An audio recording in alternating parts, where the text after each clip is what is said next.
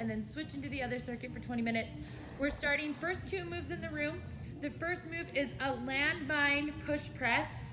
So we're starting with the landmine on the same side as the foot that's forward, and then we're jumping and pressing and switching our feet. And then we're jumping back down. So our feet are switching up and down. Each time we move that landmine, our feet are switching. So we start same side, always end opposite hand and foot forward, okay? So we've got 8 of those on each side. Then we have a dumbbell split stance swing clean into a box step up. So if the dumbbell is in my left hand, my left foot's gonna be back in my split stance. I'm gonna swing clean to here, and then that back leg is gonna be the one that steps up onto the box and then down. Back into that swing clean, step up, and then step down. You're gonna do 6 on one side, switch, and then do 6 on the other. So you'll switch, swing, clean, step up, pretend there's a box there, okay? Then you come out here and we have a dumbbell alternating rotational plank snatch with a press. So we're here, we've got our dumbbell.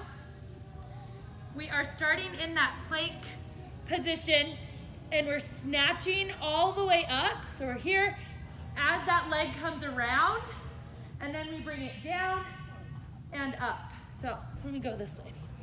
Okay, so we're here and we're gonna snatch that dumbbell all the way up, come all the way down, and then press back up, driving through this bent leg. So I'm pushing in this glute and that hamstring, and then I come around, and you're gonna alternate for 8 total. So then the other side, snatch all the way up, come down, press back up, driving through that bent leg, and you're gonna do that alternating for 8. After that, we have a single leg toe touch into a hop. No weight here. So one leg is stabilizing. We're gonna go down into a toe touch, and then the same leg that went back comes up, and we hop. Toe touch, hop. Toe touch, hop. Trying to slow down and feel that stabilizing in that leg. I like to have my opposite hand out. It seems to balance me a little more, especially when I go into this position, and then hop, okay?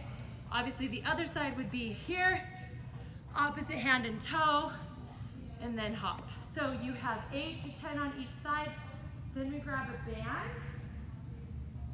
Band goes around the top of our feet. We've got a bicycle crunch. So we're here, okay? We're starting. So as you first exhale, the very first exhale, we're gonna come up into this crunch position, okay? And then opposite elbow to knee, and the opposite leg fully extends. The main thing here is pick a band that allows you to get full extension of this leg and a good quad squeeze, so that this whole frontal chain is going as you're twisting into this opposite oblique, okay? So you're here, slow it down, exhale always as you extend that leg, okay? And you have 20 of those. Oh, talking while doing that is very hard. Okay, so that is circuit 1. 2 moves in there, 3 moves out here. Then we come over to circuit 2, and we're starting with an agility hop rotation. So if I'm going, you're gonna stay on the same side of the ladder, both men. So if my right foot is in the square, I'm gonna rotate my left around and then hop it. So in, out, in, out, in, out, in, out, all the way down. Sprint to the white line, sprint back, stay on the same side of the ladder, and then come back. So you're twisting, and each foot is going in a square, okay? And you're just gonna do that once. So, rotation down, sprint, sprint, rotation back. After that, we have a plate-weighted bear crawl. We're here, and you guys know I love these. They're hard, but I love that the plate gives you so much feedback immediately about what your body is doing, so that you can correct as you're doing it. It's one of the few things where you can make adjustments in kind of real time.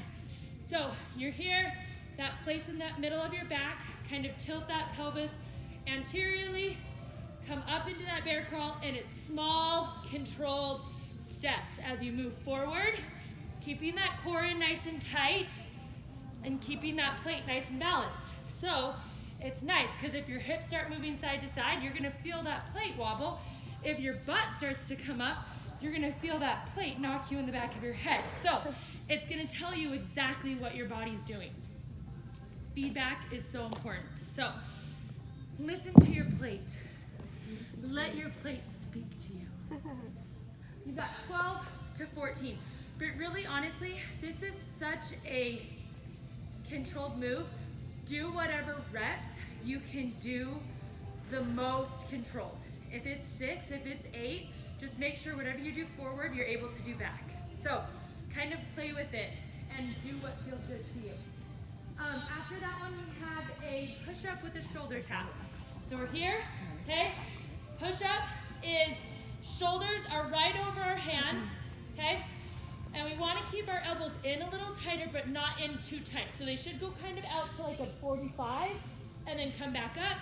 And then here, we're exhaling as we shoulder tap so that our hips don't move too much, and then back into our push-up, okay? 8 to 10 of those. And our last 2 moves are a bent over kettlebell row. So we're here, okay? If the kettlebell's in my left hand, I'm stabilizing on that right leg. My left toe is just for a little bit of balance. I'm not putting weight, or I'm not using this to stabilize me very much at all. And then I'm using my shoulders. I'm letting my shoulders rotate down a little bit with that weight. And then as I row it up, I'm rotating that shoulder on that other side. So that's how I get more core involved. And I'm kind of stretching out that thoracic spine, so it also feels really good, okay? So row, and then obviously when you switch, my left foot's forward, that weight's in my right, let my shoulder kind of twist back, and then pull that weight all the way up, twisting that thoracic spine. And you've got 8 of those. Our last one is a plate ground to overhead. So we're here in like a squat position. I'm not letting my chest fall to the ground. I'm sitting my butt down, I'm keeping my chest up, and I'm pressing that plate overhead, and I'm switching at about mid-body.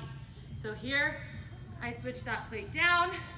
As I come up, I press overhead. So it's traveling pretty close to my body the whole move. I'm never letting it come very far out. I'm keeping it pretty close, and I'm keeping my move of that plate pretty controlled. You have 15 of those. And then you just work out for 40 minutes. Day 2 of the week.